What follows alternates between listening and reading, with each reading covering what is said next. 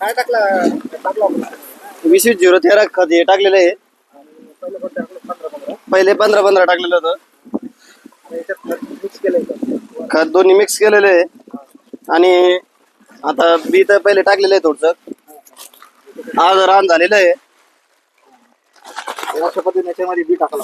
हो, अशा पद्धतीने बी टाकावं लागतं. शेतकरी मित्रांनो आपण बघू शकतो त्याच्यामध्ये अशा पद्धतीने याच्यामध्ये बी टाकावं लागतं. बी टाकल्यानंतर जे या ज्या खालच्या नळ्या आहेत या ठिकाणी दोन नळ्या खत आणि बी या ठिकाणी अशा तीन ठिकाणी पडतं.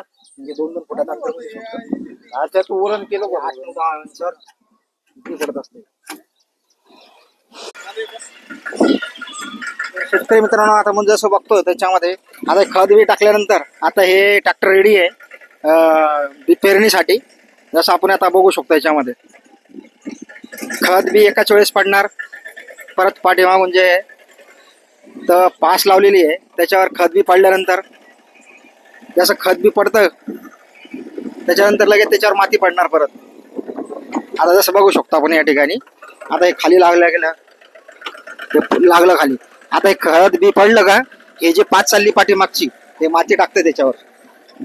अशा पद्धतीने हे पेरणी करतं हे छोटं ट्रॅक्टर महिंद्राचं. फार उपयुक्त असं शेतीसाठी पेरणी करण्यायोग्य असं हे ट्रॅक्टर आहे.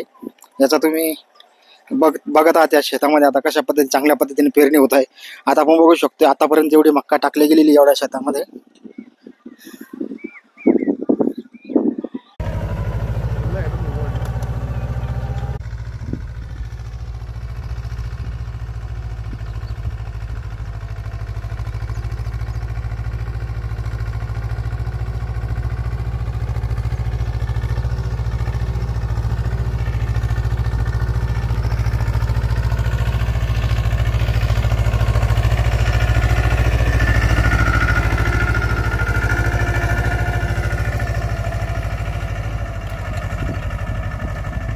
हे युरिया आहे. या युरियामध्ये मिक्स करून नायट्रोजन पावडर टाकू आपण.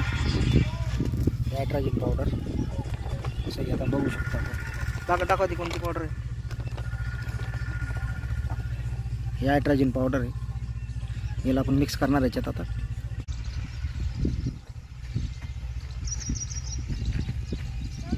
धन्यवाद शेतकरी मित्रांनो.